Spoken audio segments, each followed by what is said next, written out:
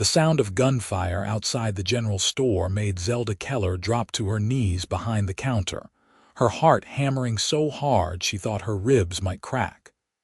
She had been in Circleville, Utah for exactly 3 weeks, working for Mrs. Henderson, who owned the store, and already she had witnessed more violence than in her entire 22 years back east. The door burst open, and a man stumbled inside, blood seeping through his shirt, his hat knocked askew, and his green eyes found hers with an intensity that made her forget to breathe. He was tall, broad-shouldered, with sun-weathered skin and dark hair that curled slightly at his collar, and when he spoke, his voice was rough but steady despite the crimson spreading across his ribs. "Madam, I apologize for the intrusion, but I would be mighty grateful if you could help me with this little problem I've got here." Zelda scrambled to her feet, her plain brown dress catching on a nail as she rushed toward him. She had never been the type of woman men noticed. Her face was too angular, her nose too prominent, her mouth too wide, and her body too thin from years of near starvation after her parents died. The mirror had always shown her someone unremarkable, someone forgettable, someone who would spend her life in the shadows of prettier girls. But this cowboy was looking at her like she was the only person in the world who could save him, and something inside her chest twisted painfully. "Sit down," she commanded, surprised by the steadiness in her own voice. "Mrs. Henderson keeps medical supplies in the back. Do not move." "Was not planning on dancing, madam," he said, and despite his pain, there was humor in his eyes. She ran to the storage room, her hands shaking as she gathered bandages, whiskey for cleaning wounds, and needle and thread. When she returned, he had removed his shirt, revealing a muscular torso marked with scars that told stories of a hard life. The bullet had grazed his side, leaving a deep furrow that bled freely, but had not penetrated anything vital. She had helped the town doctor a few times since arriving in Circleville, learning quickly that out here, everyone needed to know basic medicine. "This is going to hurt," she warned him. "I have had worse," he replied, then added, "I am Flynn Jacobson." "Seemed only right you should know the name of the man bleeding on your floor." "Zelda Keller," she said, pouring whiskey over the wound. He hissed through his teeth but did not cry out. "And this is not my floor. I just work here." "Well, Miss Keller, I am in your debt regardless of whose floor it is." Her fingers worked quickly, cleaning the wound with a gentleness she had not known she possessed. His skin was warm under her touch, and she found herself hyper-aware of every breath he took, every slight movement of muscle beneath her hands. She had never been this close to a man before, had never touched one with such intimacy, and the experience left her feeling dizzy. "What happened out there?" she asked, threading the needle. "Cattle dispute," Flynn said, his jaw tight. "Some men from the Turner Ranch thought they could help themselves to cattle that were not theirs. I disagreed with their assessment of property rights. You could have been killed." "Yes, madam, I could have. But the cattle are safe and I am still breathing, so I count that as a victory." She began stitching, her hands steady despite her racing heart.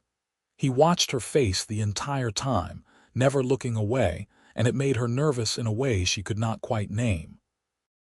Men did not look at her. They looked past her, through her, at the prettier girls who stood beside her. But Flynn Jacobson was looking at her like she mattered. "You are good at this," he observed. "I have had practice. People seem to get hurt a lot out here. It is the West. Everything is bigger here, including the mistakes we make." She tied off the last stitch and wrapped bandages around his torso, her fingers brushing against his skin more times than was strictly necessary. When she finished, she stepped back, suddenly aware of how close they had been, how improper the entire situation was. Mrs. Henderson would have her hide if she knew Zelda had been alone with a half-naked man in the store. Thank you, Flynn said, standing slowly. I mean that. You have got a gentle touch and a steady hand. That is a rare combination. You should see the doctor anyway. My stitching might not hold. Your stitching will hold just fine. He reached for his ruined shirt, grimaced at the blood, and set it aside. I do not suppose Mrs. Henderson sells men's shirts here. Back corner, left side, Zelda said, trying not to stare at his chest. I will add it to your bill. Fair enough. He walked to the indicated corner, moving carefully to protect his injury. Zelda busied herself cleaning up the blood on the floor, her mind racing. She had just patched up a cowboy who had been in a gunfight. This was her life now, so far removed from the quiet, suffocating existence she had known in Philadelphia, where she had worked in a textile factory for wages that barely kept her alive. Flynn returned wearing a dark blue shirt that fit him well across the shoulders. He pulled money from his pocket and laid it on the counter, far more than the shirt cost. For the shirt and the doctoring, he explained. This is too much. No, madam, it is exactly right. You saved me a lot of suffering and probably an infection. That is worth more than money, but money is what I have to give. She wanted to argue, but something in his expression stopped her.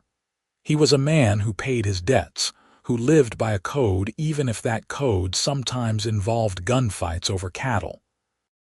She took the money and placed it in the register, her fingers fumbling with the keys.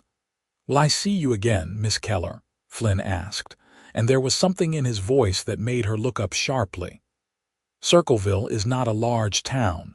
I imagine our paths will cross. I was hoping for something more certain than chance. He settled his hat back on his head, adjusting it carefully. I would like to call on you if that would be acceptable. Zelda's breath caught. No one had ever wanted to call on her before. Back in Philadelphia, she had been invisible. The girl no one noticed, no one wanted. She had come west because there was nothing left for her in the east, because she had heard that Utah Territory needed women, needed workers, needed people willing to build something from nothing. She had not expected to find someone who looked at her the way Flynn was looking at her now. I do not think that would be appropriate, she heard herself say, hating the words even as they left her mouth. You do not know me. You do not know anything about me. Then let me learn, he said simply. Have dinner with me. Tomorrow night, I will be a perfect gentleman, I promise you that. Why? The word burst from her before she could stop it. Why would you want to have dinner with me? He looked genuinely puzzled by the question. Because you are interesting. Because you did not faint at the sight of blood. Because you have kind eyes and capable hands, and you did not ask me if I killed anyone out there. You just helped me, no questions, no judgment. That is worth knowing more about. She wanted to say yes so badly it hurt. But years of rejection, of being overlooked, of knowing her place had taught her to be cautious. Pretty words did not mean anything. Men said what they thought women wanted to hear, and then they moved on to someone more beautiful, more refined, more worthy of their attention. I will think about it, she said finally. I will take that as progress. Flynn touched the brim of his hat. Thank you again, Miss Keller. You are a remarkable woman. He left before she could respond, the door closing softly behind him. Zelda stood alone in the store, her hand still trembling slightly, wondering if she had just made the biggest mistake of her life by not saying yes immediately. Mrs. Henderson would tell her she was a fool. A decent man wanted to court her, and she had hesitated. But Zelda had learned not to trust easily, not to hope for things that seemed too good to be true. The rest of the day passed in a blur of customers and restocking shelves. Mrs. Henderson returned from her lunch with the mayor's wife full of gossip about the gunfight, about Flynn Jacobson and his reputation as one of the best ranchers in the territory. Honest and hardworking, and fair to his men. She talked about how he had taken over his father's failing ranch 5 years ago and turned it into something prosperous, how he was respected even by men who did not like him, how half the unmarried women in Circleville had set their caps for him without success. "He is a good man," Mrs. Henderson said, arranging bolts of fabric. "Keeps to himself mostly, but when he gives his word, he keeps it. His ranch hands are loyal because he treats them right. That says something about a man's character." Zelda listened, saying nothing about Flynn's visit, about his request to court her. She went home that evening to the small room she rented above the bakery, climbed the narrow stairs, and looked at herself in the cracked mirror that hung on the wall. The same face looked back at her, the same angular features, the same too wide mouth, the same unremarkable brown eyes. What had Flynn Jacobson seen that made him want to know her better? She slept poorly that night, tossing in the narrow bed, her dreams filled with green eyes and gentle voices and the memory of warm skin under her fingertips. When she woke, she decided that if Flynn asked again, she would say yes. Life was too short and too hard in the West to turn down the possibility of something good, even if it frightened her. But Flynn did not come to the store the next day, or the day after that. A week passed, then two, and Zelda told herself she had been right to be cautious, that he had forgotten her, that whatever he had felt in that moment of pain and gratitude had faded once his wound healed. She buried herself in work, helping Mrs. Henderson with inventory, serving customers with a smile that did not quite reach her eyes, and trying not to watch the door every time it opened. It was a Tuesday morning, 3 weeks after the shooting, when Flynn Jacobson walked back into the general store. He looked healthier, the color back in his face, moving with the easy confidence of a man who spent his life outdoors. He was carrying a package wrapped in brown paper, and when he saw Zelda behind the counter, his entire face lit up. "Miss Keller," he said, removing his hat. "I apologize for my absence. I had to take cattle up to the northern range, and it took longer than expected. I hope you did not think I had forgotten my request." "I did not think anything at all," Zelda lied, her heart pounding. "Well, I am thinking about it right now. Dinner, Miss Keller. Tonight, if you are free.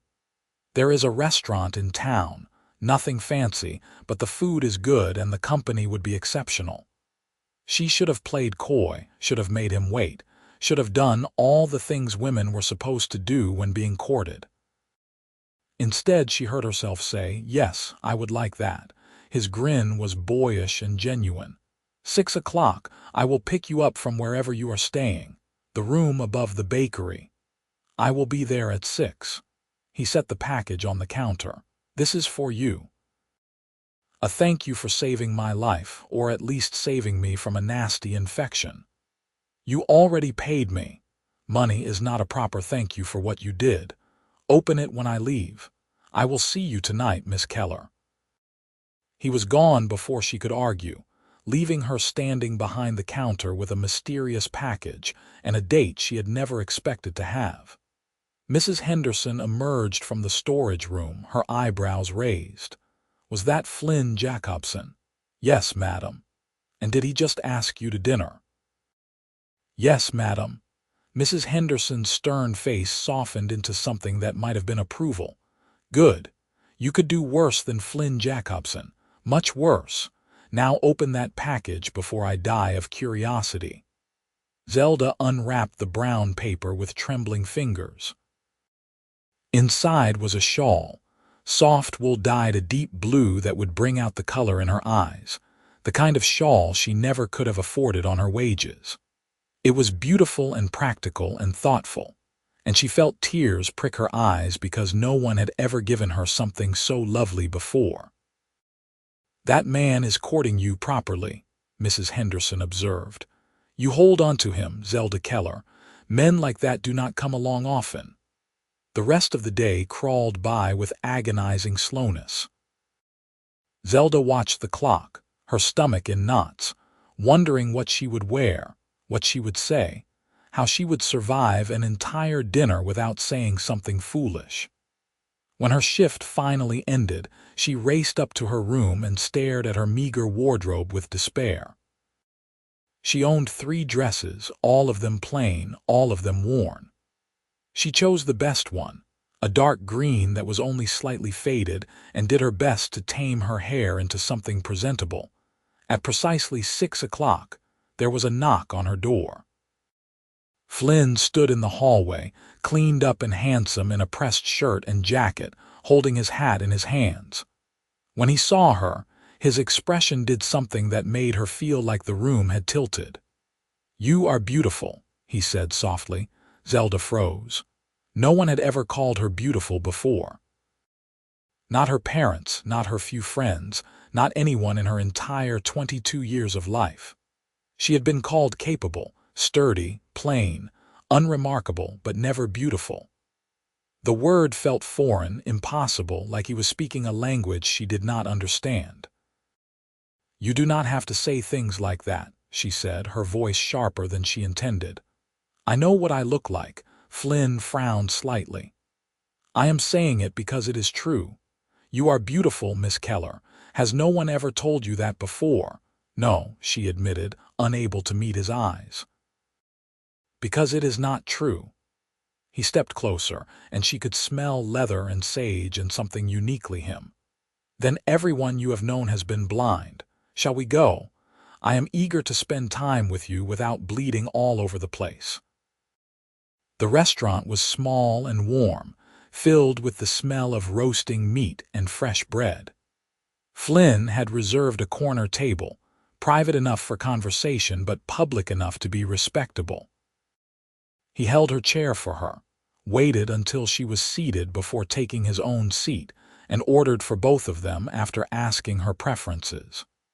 Everything he did spoke of careful manners, of a man raised right despite the rough life he led. "Tell me about yourself," he said once the server had brought them coffee. "Where are you from? How did you end up in Circleville?" Zelda wrapped her hands around the warm cup, gathering her thoughts. "I am from Philadelphia. My parents died when I was 17. Influenza.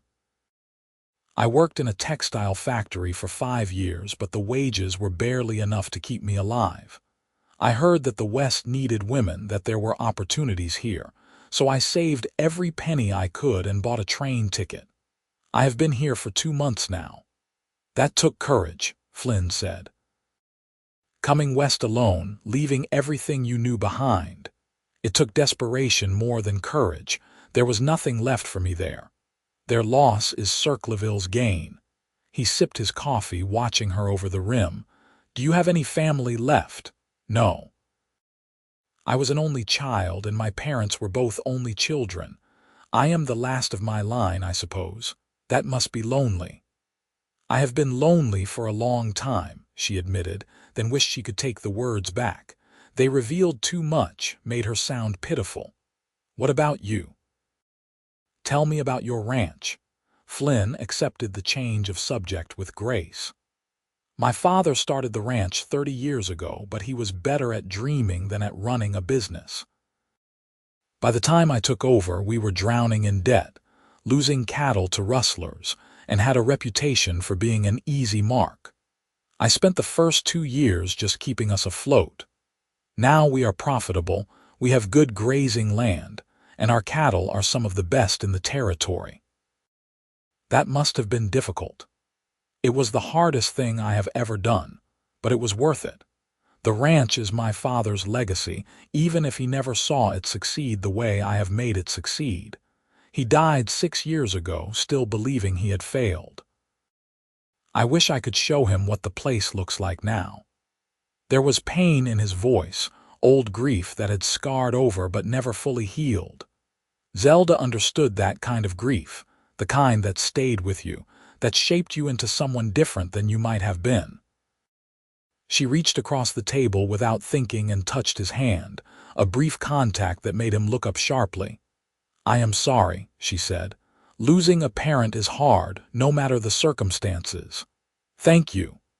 He turned his hand over, catching her fingers before she could pull away. His palm was calloused and warm, and the contact sent shivers up her arm. You understand. Not everyone does. The food arrived, breaking the moment, but something had shifted between them. They ate and talked, the conversation flowing easily from topic to topic. Flynn was funny and smart, his humor dry but genuine, and he listened to her with an attention that made her feel valued. He asked her opinions and seemed genuinely interested in her answers. He did not talk over her or dismiss her thoughts the way so many men did with women. When they finished eating, Flynn walked her back to the bakery, the night air cool and filled with stars. At her door, he took her hand again, his thumb brushing over her knuckles. "I would like to see you again," he said, "if you are willing." "I am willing," Zelda replied, amazed at her own boldness. "Sunday, I could take you riding, show you the ranch. I have never been on a horse. Then it is time you learned. I will teach you. I am a patient teacher. All right, Sunday." He lifted her hand to his lips, kissing her knuckles in a gesture so old-fashioned and sweet that her breath caught. "Good night, beautiful Zelda." There it was again, that word she had never heard applied to herself. She wanted to protest, to tell him he did not need to say things like that, but the look in his eyes stopped her. He meant it. Somehow, impossibly, Flynn Jacobson thought she was beautiful. "Good night, Flynn," she whispered. She watched him walk away, his long stride eating up the distance, then climbed the stairs to her room and fell onto her bed, her heart racing. She pressed her hands to her face, feeling the heat in her cheeks, and allowed herself to hope for the first time in years that maybe, just maybe, her life was about to change. Sunday arrived with clear skies and warm sunshine. Flynn appeared at her door with 2 horses, one a large bay gelding that he rode, the other a smaller chestnut mare with kind eyes. Zelda eyed the mare nervously, suddenly regretting her agreement to this outing. "Her name is Rosie," Flynn said, stroking the mare's neck. "She is gentle as a lamb and has carried complete beginners before. I will not let you fall." "That is easy for you to say. You are not the one who has never been on a horse. True enough. But I have taught plenty of people to ride, and no one has died yet, so I think your odds are good." He helped her into the saddle, his hands firm on her waist as he lifted her up. Zelda clutched the saddle horn, certain she was going to slide right off the other side, but Flynn adjusted her feet in the stirrups and showed her how to hold the reins. Rosie stood perfectly still through the entire process, patient and calm. "See, you are already riding," Flynn said, swinging onto his own horse with easy grace. "Now we are just going to walk nice and slow until you get comfortable. Rosie knows to follow my horse, so you do not have to do much. Just relax and move with her."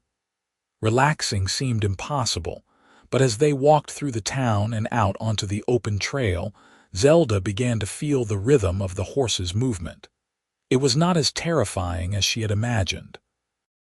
Rosie was indeed gentle, responding to the slightest pressure on the reins, and Flynn rode beside her, ready to grab her reins if anything went wrong. The ranch was about 5 miles from town, nestled in a valley with a creek running through it. The ranch house was modest but well-maintained, with a wide porch and smoke curling from the chimney. Barns and outbuildings dotted the property, and cattle grazed on the hillsides, fat and healthy.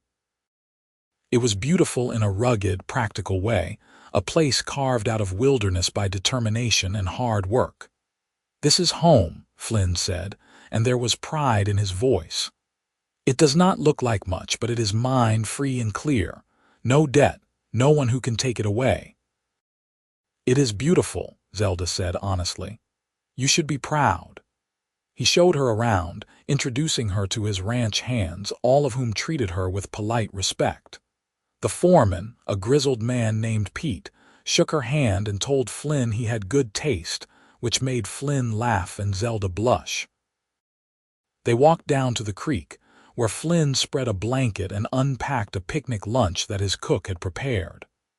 "I have been thinking about you constantly since that first day," Flynn said, handing her a sandwich. "I know that might sound forward, but it is true. I cannot get you out of my mind, Zelda." "I do not understand why," she said, the words spilling out before she could stop them. "I am not special. I am not pretty. I am just a girl who happened to be working at the store when you got shot." Flynn set down his sandwich and turned to face her fully. "Who told you that you are not pretty? Who made you believe that?" "Everyone. My whole life. I know what I look like, Flynn. I have a mirror." "Then your mirror is a liar, or you are looking at it through eyes that have been taught to see the wrong things." He reached out and touched her face, his fingers gentle on her cheek. "You have strong features, true, but they are striking, not plain. Your eyes are intelligent and kind. Your mouth is expressive and honest, and when you smile, which you do not do often enough, you light up like the sun." "That is beautiful, Zelda. You are beautiful." Tears pricked her eyes, hot and unexpected. "You do not have to say that." "I am not saying it because I have to. I am saying it because you need to hear it and because it is the truth. Someone should have been telling you this your whole life, and the fact that no one has is a crime." He wiped away a tear that had escaped with his thumb. "I am going to say it every day until you believe me. You are beautiful." She let out a shaky laugh. "That might take a while. I have time." They sat by the creek for hours, talking and laughing, and Zelda felt something hard and tight in her chest beginning to loosen. Flynn was easy to be with, his presence solid and reassuring. He did not expect her to be anything other than herself, did not try to change her or mold her into someone she was not. He just accepted her, flaws and insecurities and all. Over the following weeks, Flynn courted her with a patience and dedication that left her breathless. He came to the store almost every day, sometimes just to say hello, sometimes to take her to lunch or for walks after she finished work. He brought her small gifts, nothing expensive but always thoughtful. A book of poetry because she had mentioned loving to read, a jar of honey from his ranch because she had said she liked sweet things, a pair of gloves because winter was coming and her hands would get cold. And every morning when she woke, there was a note slipped under her door, delivered before dawn. The notes were simple, just a few words, but they always said the same thing in different ways. "You are beautiful." "Good morning, beautiful Zelda." "I hope you slept well, you beautiful woman." "Thinking of you, beautiful." At first, she tried to dismiss them, to tell herself they did not matter, that Flynn was just being kind. But as the days turned into weeks and the notes kept coming, something inside her began to shift. No one had ever been this consistent, this persistent in their affection. No one had ever made her feel like she mattered this much. It was early November when everything changed. Zelda was locking up the store, Mrs. Henderson having already gone home, when 3 men rode into town. They were rough-looking, their clothes dusty and their expressions hard, and something about them made Zelda's instincts scream danger. She hurried to finish locking the door, but one of the men called out to her. "Hey there, girl. You know where we can find Flynn Jacobson?" "No," she lied, her heart pounding. "I do not know who that is." The man who had spoken laughed, a sound with no humor in it. "Sure you do not. Pretty little thing like you, I bet Jacobson has been sniffing around. Tell him the Turner brothers want to talk to him about some cattle that went missing." The Turner brothers. Flynn had mentioned them, the men who had tried to steal his cattle, the reason he had been shot. Zelda forced herself to meet the man's eyes. "I told you, I do not know who you are talking about." "You are a terrible liar," another of the brothers said. He dismounted, walking toward her with a swagger that made her skin crawl. "Maybe we should persuade you to be more helpful." Before he could reach her, a shot rang out, kicking up dust at the man's feet. Everyone froze, and then Flynn's voice cut through the tension like a knife. "That is close enough, Turner. The lady said she does not know anything, which means you have no business with her.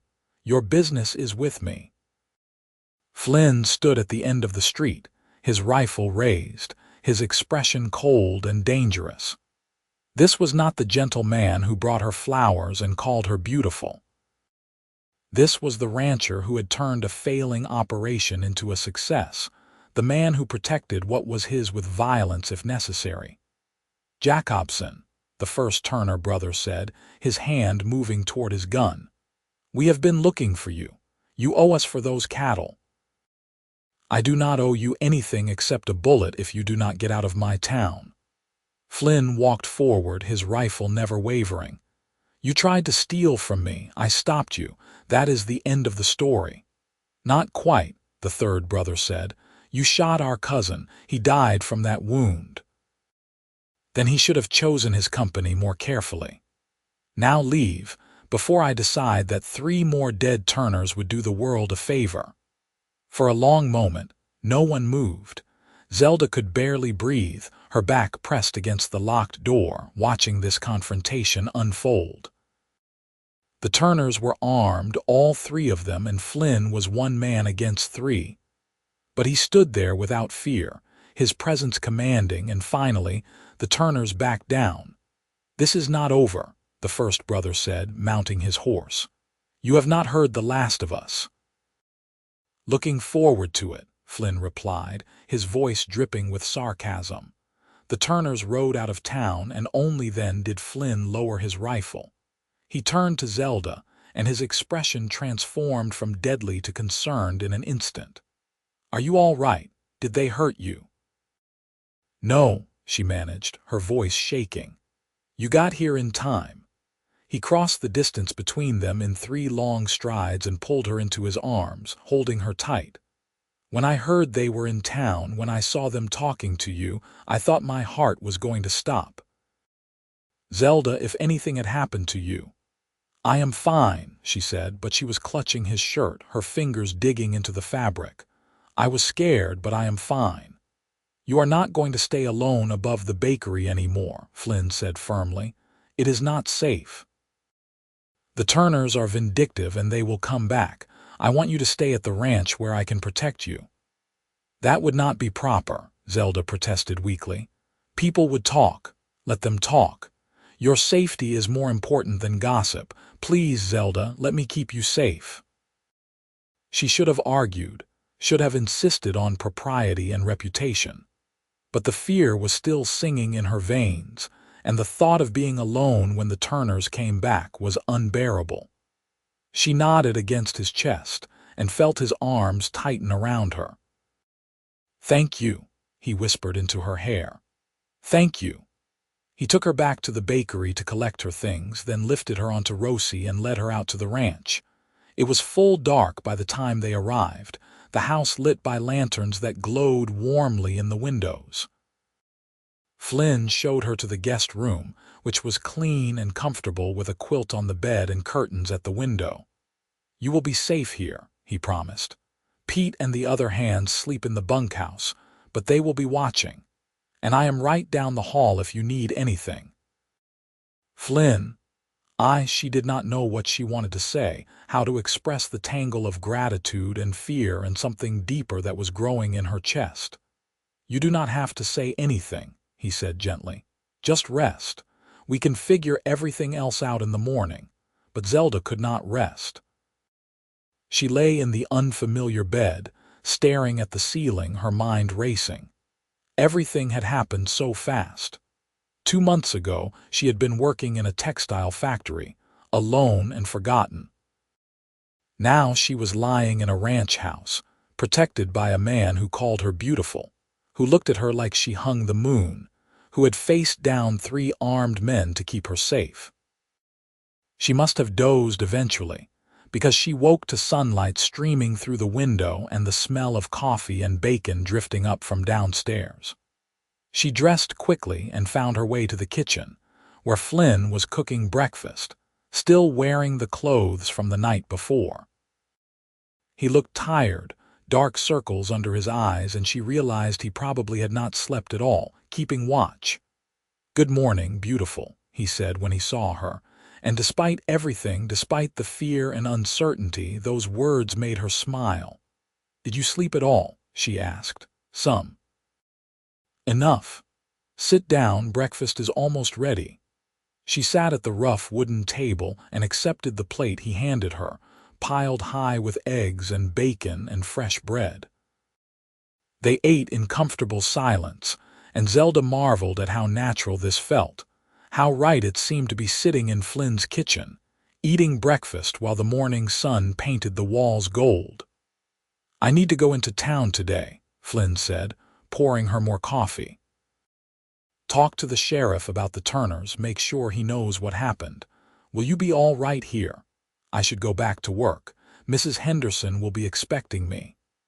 I will send word that you are staying here for a few days. She will understand. Flynn, I cannot just abandon my job." "You are not abandoning it. You are taking a few days to let the situation cool down. The Turners will not stay in the area long. They know every lawman in the territory is looking for them. Once they are gone, you can go back to your normal life." But Zelda did not want her normal life anymore.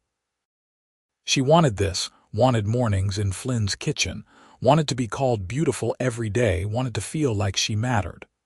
The realization hit her with stunning force, stealing her breath. She was in love with Flynn Jacobson. The knowledge terrified her. Love was dangerous. Love was vulnerability. Love was opening yourself up to pain.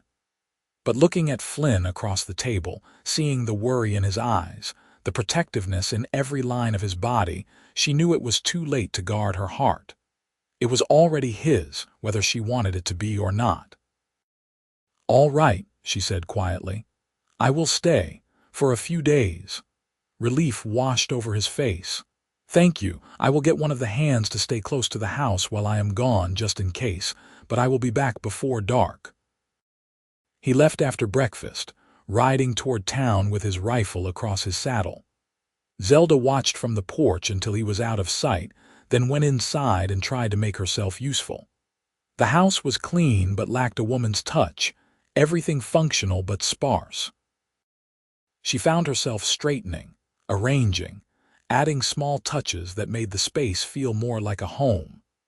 The cook, an older woman named Martha who came in from town every day, found her washing windows in the front room and shook her head with a smile. "Mr. Jacobson is going to come home and think a fairy did all this." "I needed something to do," Zelda admitted. "I am not used to sitting idle." "That is good. This place has needed a woman's hand for a long time." "Mr. Jacobson does his best, but a man alone cannot make a house a home, no matter how hard he tries. I am just staying here temporarily." Martha gave her a look that said she did not believe that for a second. "If you say so, miss. But I have seen the way that man looks at you. He is smitten, plain and simple, and if you do not mind me saying, you look at him the same way." Zelda felt her cheeks heat. "It is complicated. Love usually is, but complicated is not the same as wrong, just think on that." Flynn returned in the late afternoon, tired but satisfied. The sheriff had promised to keep an eye out for the Turners and had sent telegrams to neighboring towns warning them about the three brothers. It was not much, but it was something. Over the next week, Zelda settled into life at the ranch. She helped Martha with cooking, learned the rhythms of ranch life, and spent her evenings sitting on the porch with Flynn, talking about everything and nothing. He continued to call her beautiful every morning, the words becoming a ritual that she looked forward to more than she wanted to admit. The Turners did not return, but Flynn was reluctant to let her go back to town, and Zelda found she was reluctant to leave. The ranch had become home in a way her room above the bakery never had. She felt safe here, valued, needed, and she was falling deeper in love with Flynn every day. It was a Sunday morning, 2 weeks after she had come to the ranch, when Flynn found her in the garden behind the house. She was pulling weeds, her sleeves rolled up, her hair escaping from its pins. He stood watching her for a moment, then said, "Zelda, can I talk to you?" She looked up, brushing dirt from her hands. "Of course, is something wrong?" "No, yes, maybe." He ran a hand through his hair, looking uncharacteristically nervous. "I need to tell you something, and I am not sure how you are going to take it." Her heart sank. This was it, the moment he told her she needed to leave, that the threat was over, that her time here was done. She stood, bracing herself for the words that would send her back to her lonely room, back to a life without him. "I am in love with you," Flynn said, and the world stopped. "I know it is fast. I know we have only known each other a short time, but I cannot keep pretending that I am not. I love you, Zelda Keller. I love your strength and your kindness and your sharp mind. I love the way you care for things, the way you have made this house a home in just 2 weeks. I love that you are not afraid of hard work or of telling me when you think I am wrong. I love everything about you, and I want you to stay here, not as a guest, but as my wife." Zelda could not breathe, could not think.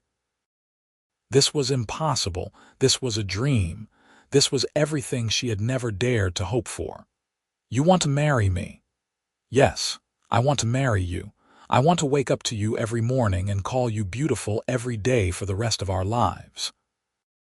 I want to build a life with you, raise children with you if you want them, grow old with you. I know I am asking a lot. I know we should probably wait longer, but I cannot stand the thought of you leaving, of going back to town and being away from you. Say yes, Zelda. Please say yes." She was crying, tears streaming down her face, and she did not care. "Yes," she said, the word breaking on a sob. "Yes, I will marry you. I love you too, Flynn. I love you so much."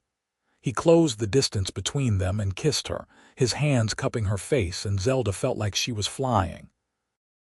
This was what love was supposed to feel like, this joy, this rightness, this sense of coming home. When they finally broke apart, both breathless, Flynn rested his forehead against hers. "You are beautiful," he whispered. "My beautiful, brilliant, perfect Zelda." And finally, after all these weeks, after all these mornings waking to his notes and his words, she believed him. She was beautiful not because of her face or her body, but because Flynn saw her, truly saw her, and loved what he found. That was the kind of beauty that mattered, the kind that lasted. They were married a week later, a simple ceremony in the small church in Circleville with Mrs. Henderson and Pete as witnesses. Zelda wore a new dress that Martha had helped her sew, pale blue with lace at the collar, and Flynn wore his best suit, his hair slicked back, looking handsome and nervous. When the preacher pronounced them husband and wife, Flynn kissed her with a tenderness that made her knees weak, and the small congregation cheered. The ranch hands had decorated the house with wildflowers and streamers, and Martha had prepared a feast that would have fed twice as many people. They celebrated into the evening, dancing on the porch while Pete played fiddle, and Zelda laughed more than she had in her entire life.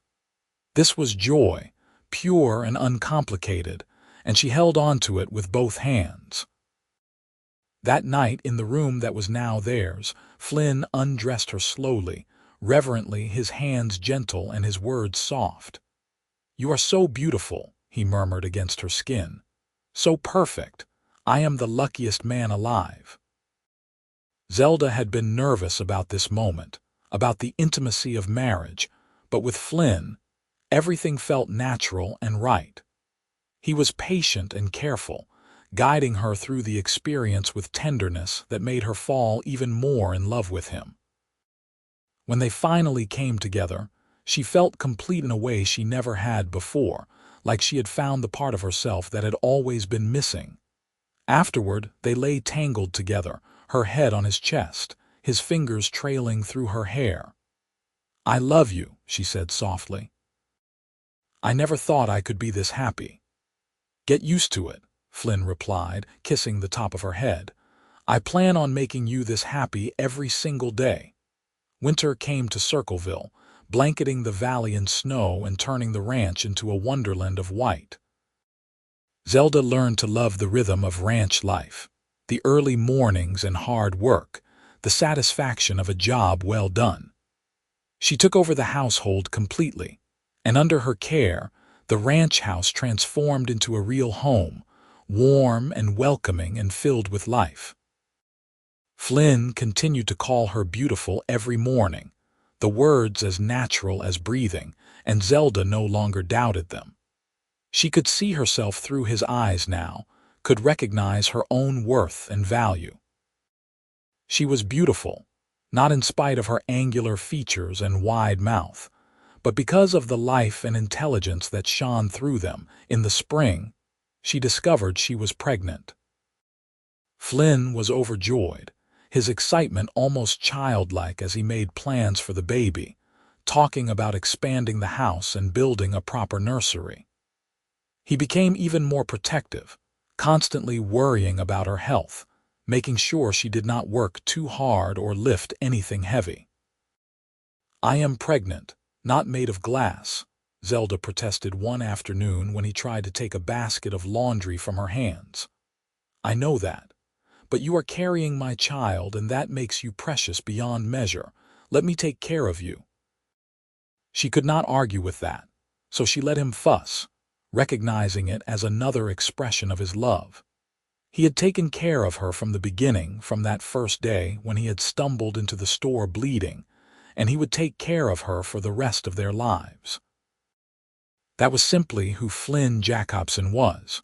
The baby came in early December, a long and difficult labor that left Flynn pacing the floor while Martha and the doctor attended to Zelda.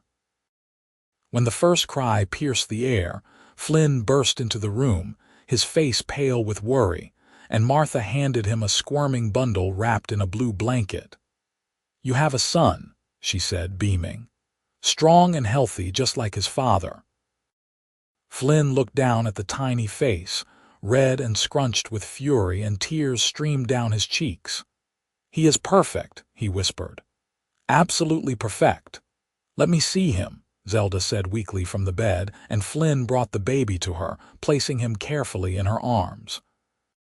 She looked down at her son, at this impossible miracle she had created with the man she loved, and felt her heart expand until she thought it might burst. They named him Matthew Flynn Jacobson, and he became the center of their world. Flynn was a devoted father, getting up in the night to help with feedings, changing diapers without complaint, spending hours just holding his son and talking to him in a low, soothing voice. Watching them together, Zelda fell in love with her husband all over again. Life settled into a new pattern, busier now with a baby, but no less happy. The ranch continued to prosper, Flynn's hard work and fair dealings earning him respect throughout the territory. Zelda became known as a skilled healer, helping when people were injured or sick, and the community embraced her fully as one of their own. 2 years after Matthew was born, Zelda gave Flynn a daughter they named Sarah. She had her mother's brown eyes and her father's dark hair, and from the moment she could walk, she followed her father everywhere, determined to be a rancher just like him. Flynn doted on both his children, but there was something special in the way he looked at his daughter, a softness that melted Zelda's heart every time she saw it.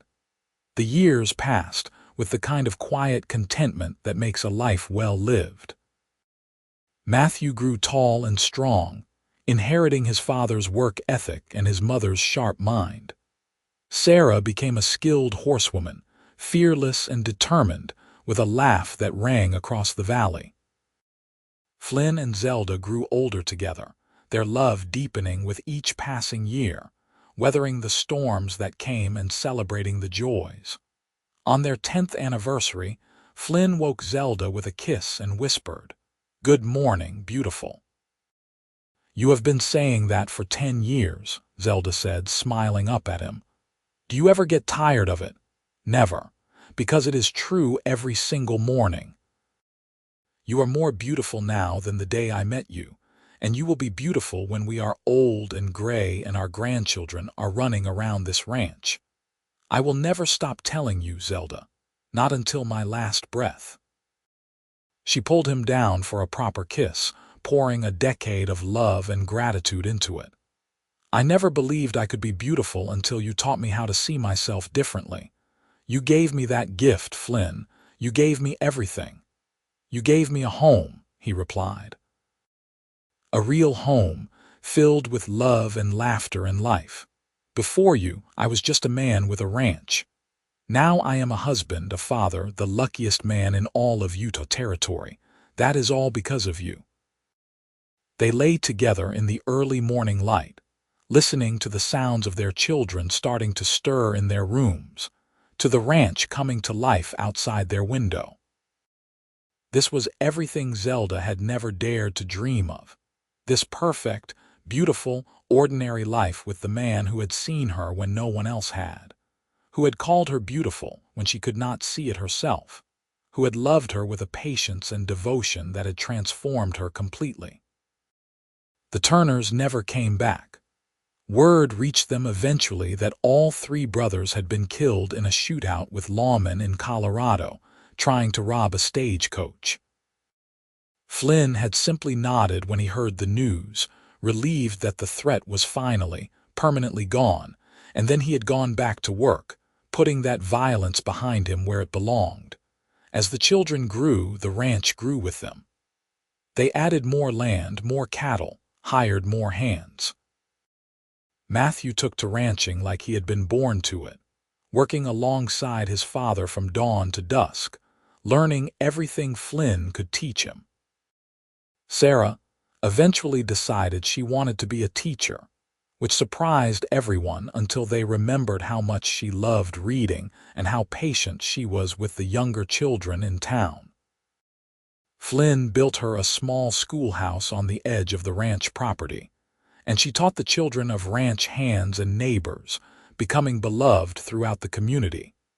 When Zelda was 35, she gave Flynn one more child, a son they named Daniel. He was a surprise and a delight, arriving late in their lives when they thought their family was complete. Flynn, now in his 40s, was as devoted to this late addition as he had been to their first two children, proving that love did not diminish but multiplied with each new soul to cherish. The years continued their steady march. Matthew married a girl from town, a sweet young woman named Lucy who fit into the family seamlessly, and they gave Flynn and Zelda 3 grandchildren in quick succession. Sarah met a young teacher from Salt Lake City who came to Circleville for a conference, and after a year of letters and visits, she married him and moved to the city, though she came home often with her own growing family. Daniel grew up surrounded by love, the baby of the family who was doted on by everyone. He had his mother's analytical mind and his father's steady hands, and as he grew, it became clear he was destined for medicine. Flynn supported this dream without hesitation, saving money to send his youngest son to medical school back east, proud that his children were building lives that reflected their own passions and talents. Through it all, through every joy and every sorrow, every triumph and every challenge, Flynn called Zelda beautiful every single morning. It became the cornerstone of their life together, this daily affirmation, this promise renewed with each sunrise. And Zelda, who had spent the first 22 years of her life believing she was plain and forgettable, knew with absolute certainty that she was loved beyond measure.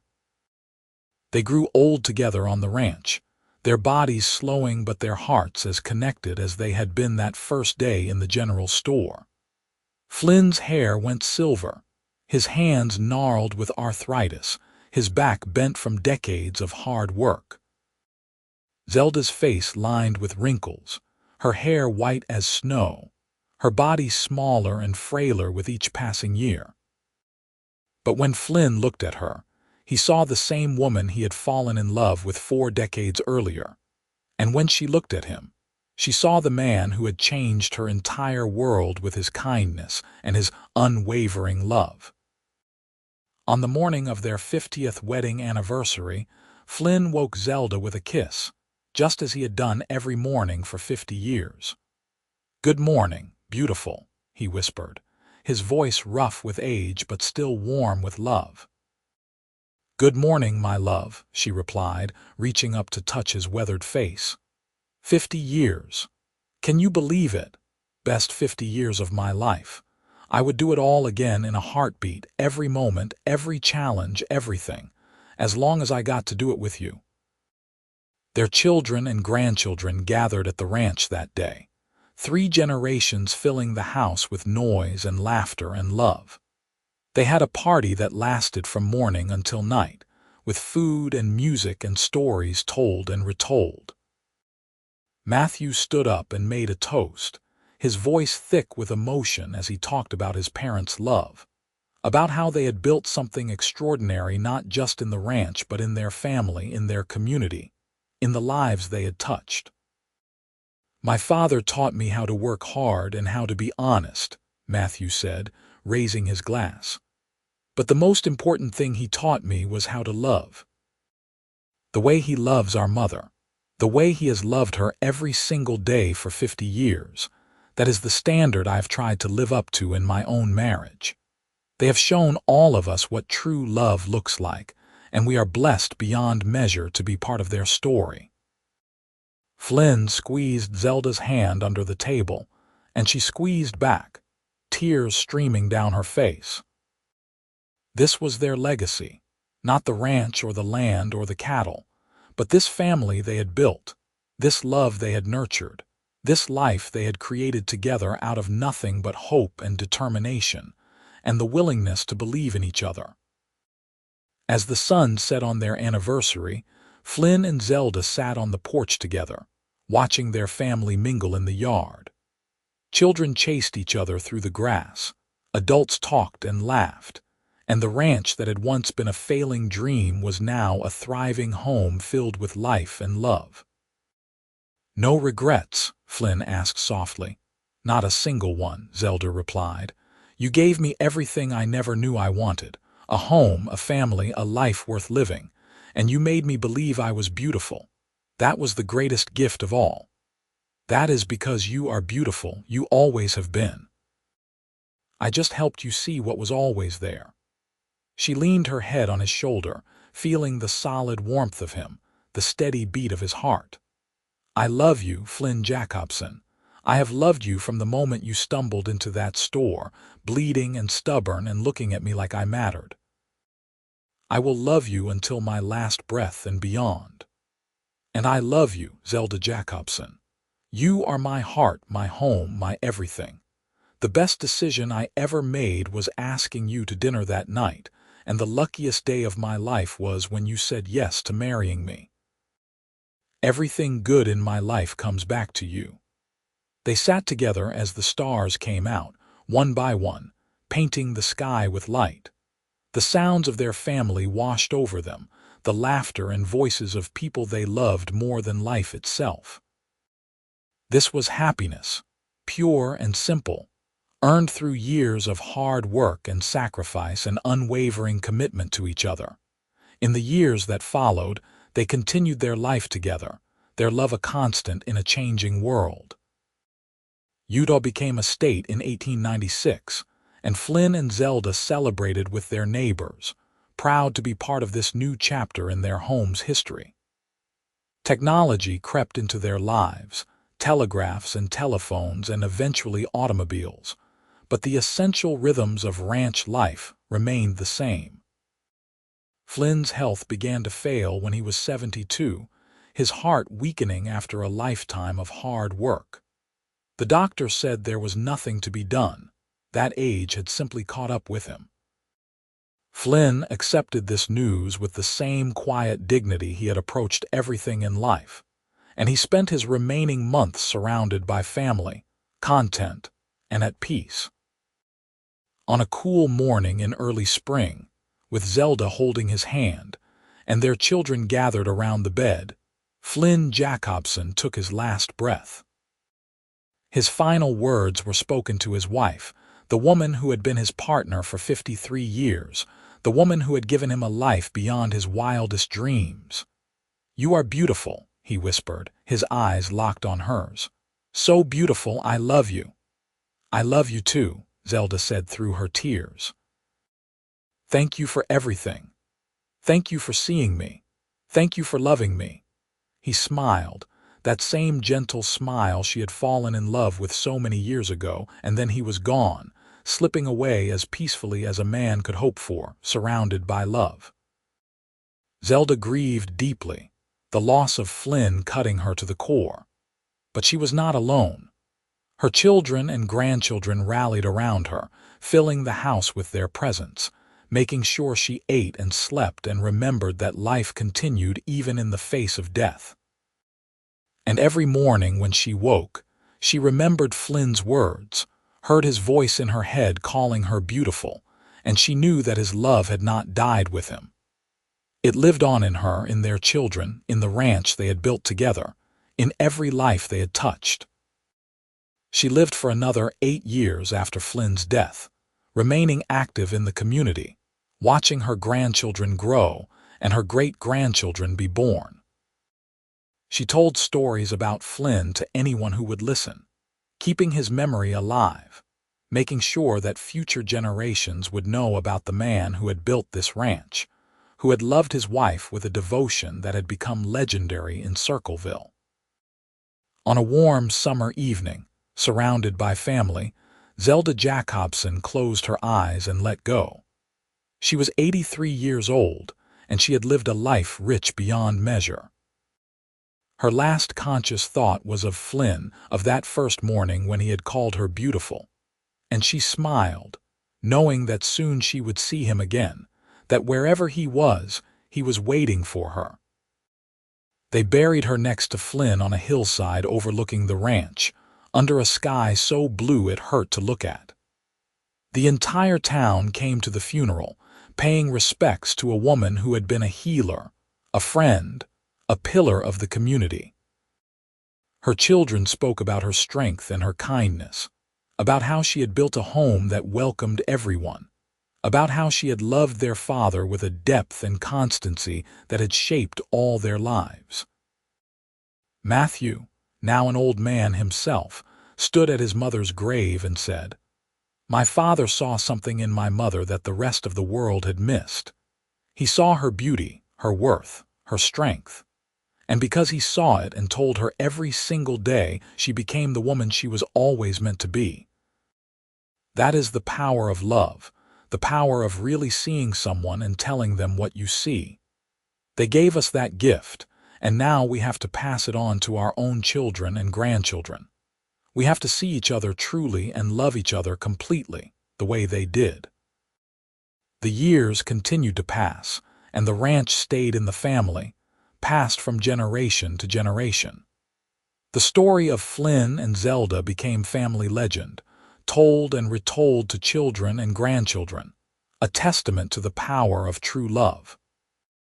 The house they had built together stood strong, weathering storms and seasons, filled with new families but still holding the essence of the couple who had first made it a home. On the wall of the ranch house, in a place of honor, hung a photograph taken on Flynn and Zelda's 50th anniversary. In it, they sat together on the porch, their hands clasped, their faces lined with age but glowing with happiness. And beneath the photograph, in Flynn's careful handwriting, were the words that had defined their life together. She had never been called beautiful before. I said it every morning when she woke up, and I will say it for eternity. You are beautiful, my Zelda, always and forever. The descendants of Flynn and Zelda Jacobson carried those words forward, understanding that they represented more than just one couple's love story. They represented the transformative power of seeing someone truly, of loving them completely, of building a life together based on mutual respect and unwavering devotion. The ranch prospered through the decades, through wars and depressions and all the challenges that time brought, because it was built on a foundation of love that could not be shaken. And so the story lived on, passed down through generations, a reminder that love can change everything, that words spoken with sincerity and repeated with consistency can heal old wounds and build new possibilities. Flynn had seen beauty where others saw plainness, had recognized worth where others saw nothing special. And in doing so, he had given Zelda the greatest gift one person can give another, the gift of being truly seen, truly known, and truly loved. Their love story became woven into the fabric of Circleville itself, a piece of the town's history that residents told with pride. The general store where they first met still stood, though it had changed hands many times. The church where they married continued to hold services, and couples getting married there heard the story of Flynn and Zelda, of the cowboy who saw beauty where no one else had, of the woman who learned to see herself through eyes of love. In the end, their story was simple but profound. A man and a woman met by chance, fell in love against the backdrop of the wild, untamed West, and built a life together that lasted decades and touched generations. He called her beautiful every morning and she believed him, and that belief transformed not just her life but the lives of everyone around them. The ranch still stands today, over a century after Flynn Jacobson first took it over from his father. The descendants who live there know the story, cherish it, and try to live up to the standard Flynn and Zelda set.